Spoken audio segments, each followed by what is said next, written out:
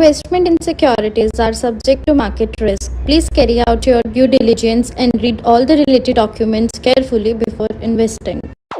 Channel को subscribe करना ना भूलें और हमारे ताज़ा वीडियो सबसे पहले देखने के लिए बेल आइकन को दबाएं। अब देखो आप क्या करते हो, आपके पास डीमेट अकाउंट है ना, डीमेट अकाउंट में क्या आप होल्ड करते हो, शेयर्स होल्ड करते हो।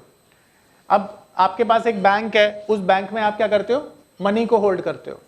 तो मनी को होल्ड करने के लिए आपके पास बैंक अकाउंट होता है, ठीक उसी तरह से सिक्योरिटी को होल्ड करने के लिए आपके पास डीमेट अकाउंट होता है। अब ये जो डीमेट अकाउंट है ना, ये टेक्निकली किसके पास है, यानी आपकी जो जानकारी है, जो आपकी सिक्योरिटी है, वो कौन होल्ड कर रहा है, वो होल्ड करती है डिपॉजिटरी। और इंडिया में दो डिपॉजिटरी हैं, एक का नाम है NSDL और दूसरे का नाम है CDSL। और अब ये दोनों कंपनी लिस्टेड कंपनी है, ठीक है, national security depository limited, central depository security limited. नहीं, जो डीमैट अकाउंट में होल्डिंग होती है वो इन कंपनीज के पास होती है।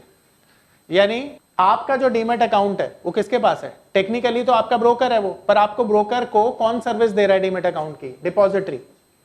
और ये डिपॉजिटरी इंडिया में दो हैं, इसका एस्टेब्लिशमेंट हुआ था 1995 में और इसका 7 में। देखो पहले क्या होता था ना, पहले के समय में डिपॉजिटरी एक्टिवली काम नहीं करती थी। 2000 से पहले अगर आपने कभी देखा हो, सुना हो, पढ़ा हो तो आपको ये जानकारी होगी कि 2000 से पहले फिजिकल शेयर्स में ट्रेडिंग हुआ करती थी। यानी जो ट्रेडिंग हुआ करती थी वो पेपर फॉर्म में हुआ करती थी।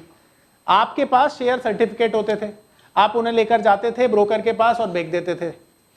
अब ये काफी कॉम्प्लेक्स काम था। सोचो बारिश में वो पेपर भीग जाते, खो जाते, फट जाते, चोरी हो जाते, जल जाते, क्या होता, खत्म हो जाते ना।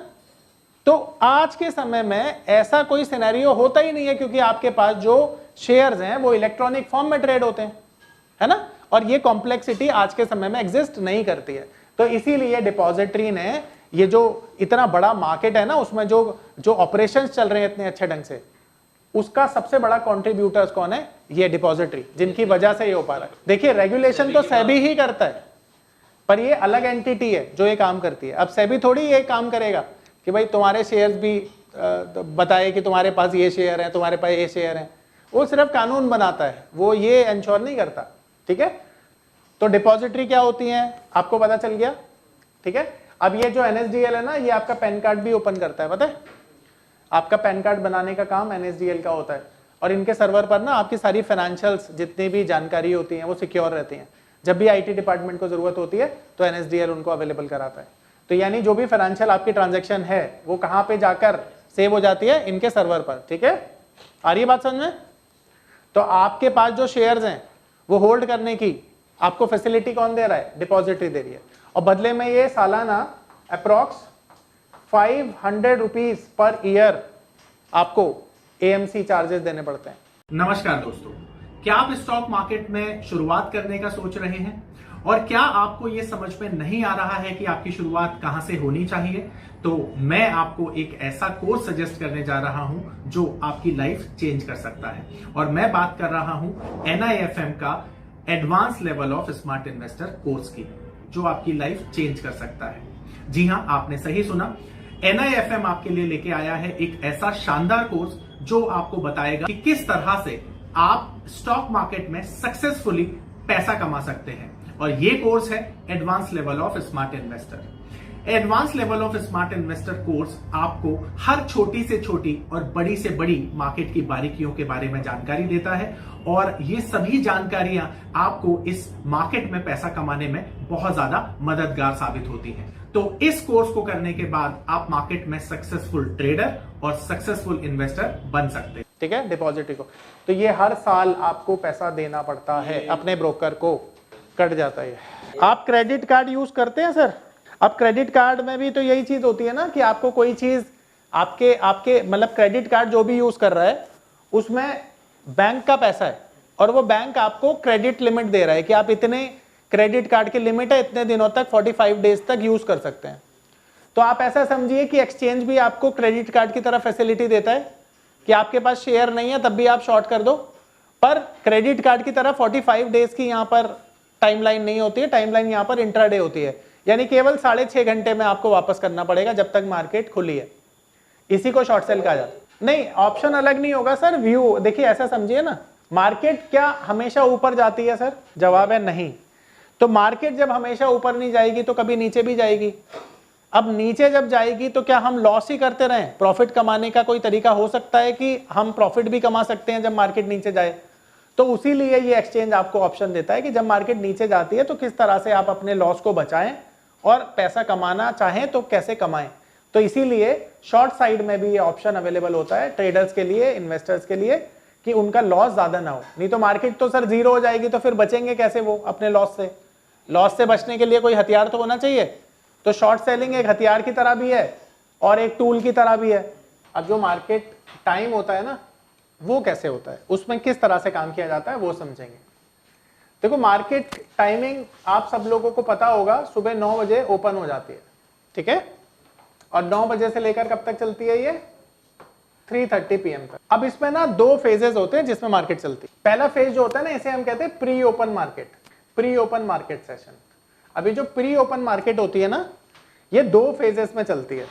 पहला 9 बजे से लेकर 9:08 तक, 7 मिनट तक बोलो। अब इस फेज को हम कहते हैं बिडिंग फेज, ठीक है। अब बिडिंग फेज समझाऊंगा मैं आपको। और दूसरा जो सेशन होता है वो होता है 9:07 से लेकर 9:15 तक, और इसे कहा जाता है मैचिंग फेज या ऑर्डर मैचिंग फेज बोल दो आप, ज्यादा ठीक रहेगा, ऑर्डर मैचिंग फेज। अब देखो यहां पर काम कैसे होता है ना, वो समझना है आपको, ठीक है। तो पहले आपको यह समझना है कि जो प्री ओपन मार्केट सेशन है वो 2 तरह से बना हुआ है। पहला जिसमें हम बिडिंग फेज में काम करेंगे। अब बिडिंग फेज किस तरह से एग्जीक्यूट होता है वो समझिए। मान लेते हैं अभी मार्केट ओपन नहीं हुई है, ओपनिंग से पहले का फेज है जिसमें बायर और सेलर ये डिसाइड करेगा कि उसे कौन सा शेयर खरीदना है और कितने प्राइस पर खरीदना है। अब यहां पर ना आप क्या करते हो, यहां पर ये पावर ऑफ नंबर थ्योरी इतनी बेहतरीन थ्योरी है कि इसे करने के बाद आप एक अलग अनुभव करेंगे और आपको लगेगा कि शायद इसी चीज की आपको तलाश थी। बहुत सालों की ट्रेडिंग के बाद, इन्वेस्टिंग के बाद आपको शायद ऐसे प्रोडक्ट की जरूरत थी जो मार्केट में आपको वो कॉन्फिडेंस दे पाए, जिस कॉन्फिडेंस के साथ आप रोज पैसा कमा पाए और जितना आप चाहें उतना पैसा कमा पाए। तो हमारी ये जो पावर ऑफ नंबर थ्योरी है, ये आपको आपकी सभी इच्छाओं को पूरा करने के लिए है। और आप देखेंगे कि इस थ्योरी को करने के बाद जो आपका कॉन्फिडेंस है, आपकी जो एक्यूरेसी है, आपकी जो क्षमताएं हैं मार्केट से पैसा कमाने की, वो बहुत ज्यादा बढ़ जाएंगी। और आप देखेंगे कि जो आपने आज से पहले अनुभव नहीं किया था अपनी ट्रेडिंग के दौरान या इन्वेस्टमेंट के दौरान, आप इतना बेहतर अनुभव करेंगे इस कोर्स को करने के बाद। आप 9 बजे से लेकर 9:07 तक एक बिड प्लेस करते हो। मान लेते हैं XYZ शेयर को बाय करने की आपने बिड प्लेस की 100 रुपए पर, और सेलर ने सेल करने की बिड प्लेस करी 100 रुपए पर। तो अब यहां पर बायर और सेलर दोनों क्या कर रहे हैं, अपनी इच्छा प्रकट कर रहे हैं बिड के तौर पर। ये करने के लिए दोनों के पास कितना समय? अब ये दोनों चाहे ना तो इसमें इसे कैंसिल भी कर सकते हैं, और ये चाहे ना तो इस प्राइस को चेंज भी कर सकते हैं इन 7 मिनट के अंदर। पर अगर ये 7 मिनट में ना इन्होंने कैंसिल किया ना चेंज किया तो ये बिड फॉरवर्ड हो जाएगी मैचिंग फेज में। और मैचिंग फेज में यही ऑर्डर को मैच किया जाता है। मान लीजिए एक बायर बाय करने के लिए बिड डालता है 10 बजे, बायर बाय करने की बिड डालता है 100 रुपए पर, और सेलर सेल करने की बिड डालता है 100 रुपए पर। तो ये तो टेक्निकली मैच हो गई ना। तो ये बिड यहां पर मैच हो जाएगी और ये ट्रेड इनका एग्जीक्यूट हो जाएगा जैसे ही मार्केट ओपन होगी 9:15 पर। अगर ये बिड अनमैच रह गई, बायर ने बिड डाली बाय करने की 100 रुपए पर, सेलर ने डाली 101 रुपए पर, तो ये अनमैच्ड बिड है, तो ये ट्रेड एग्जीक्यूट ही नहीं होंगे, ये पेंडिंग मोड में शो करेंगे 9:15 पर जब नॉर्मल मार्केट खुलेगी। ठीक है, तो आप किसी शेयर को खरीदने के लिए बिड प्लेस कर सकते हैं, और अगर आपके पास शेयर है तो उसके लिए भी सेलिंग की बिड आप क्या कर सकते हैं, प्लेस कर सकते हैं। ये प्री ओपन मार्केट में किया जाता है। ठीक है, अब इसके बाद एक नॉर्मल मार्केट जो खुलती है 9:15 से लेकर 3:30 तक, यहां पे इसे हम बोलते हैं नॉर्मल मार्केट। तो ये कौन सा मार्केट है, ये नॉर्मल मार्केट है।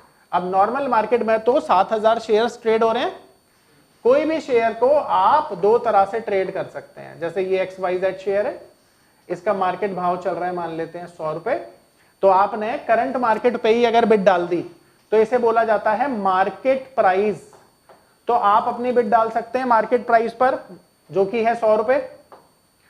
अब आपको लगता है कि नहीं मुझे ये शेयर सस्ता खरीदना है, तो आप अपनी मर्जी की बिड डालेंगे, जिसे आप कहते हैं लिमिट प्राइस। ठीक है, तो इस लिमिट प्राइस को आप मान लेते हैं 97 पे डालते हैं। तो अगर आपने लिमिट चूज करके कोई प्राइस डाला है तो उसे बोला जाता है लिमिट प्राइस। ये मार्केट प्राइस इमीडिएटली आपको मिल जाता है, लिमिट प्राइस तब मिलता है जब शेयर का भाव गिर जाएगा और आपके लेवल पे आएगा। ठीक है, नहीं सर वो दिखाता नहीं है, वो बिड डालनी पड़ती है बस, आपको ऊपर नीचे हो जाता है।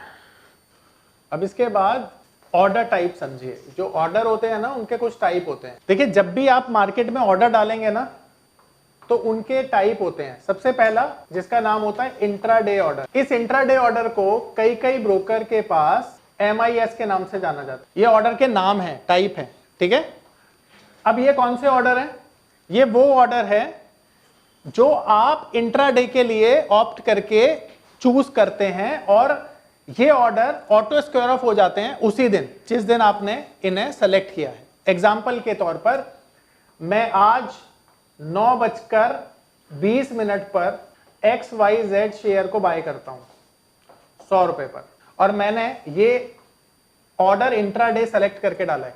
अब ये जो मेरा ट्रेड है 3:10 से 3:20 तक, इसका जो भी प्राइस होगा, भले ही इसका प्राइस हो ऊपर या भले ही इसका प्राइस हो नीचे, ये अपने आप मेरे ब्रोकर का सिस्टम इसे स्क्वायर ऑफ कर देगा। ठीक है, तो जब भी मैं इंट्राडे ऑर्डर को सेलेक्ट करूंगा इसका मतलब है कि इस 10 मिनट के दौरान मेरा ट्रेड ऑटो स्क्वायर ऑफ हो जाएगा, भले ही मुझे फायदा हो या मुझे नुकसान हो। तो intraday order auto square of हो जाते हैं अपने आप। ठीक है, अब जो शॉर्ट सेल वाले ऑर्डर होते हैं ना वो हमेशा एक्सेप्टेबल होते हैं इंट्राडे में, अगर आपके पास डिलीवरी नहीं है शेयर, सेम डे जो स्क्वायर ऑफ हो रहा है। देखो नॉर्मल ऑर्डर, डिलीवरी ऑर्डर और CNC, ये तीनों एक ही ऑर्डर के नाम है, अलग अलग ब्रोकर के पास अलग अलग नाम से ये ऑर्डर होते हैं। अब ये वो ऑर्डर होते हैं जो मैंने आज बाय किया, मान लेते हैं आज मैंने XYZ के शेयर को बाय किया, तो अब ये ऑटोमेटिकली मेरे पोर्टफोलियो में होल्ड हो जाएगा जब तक मैं इसे सेल ना करूं। मैं कल सेल करूं, 10 साल बाद सेल करूं, 50 साल बाद सेल करूं, ये मेरी मर्जी है। तो वो सारे के सारे ऑर्डर जिन्हें आप होल्ड करने के पर्पज से बाय करते हैं उनको आपने नॉर्मल डिलीवरी या CNC में खरीदना चाहिए। ठीक है,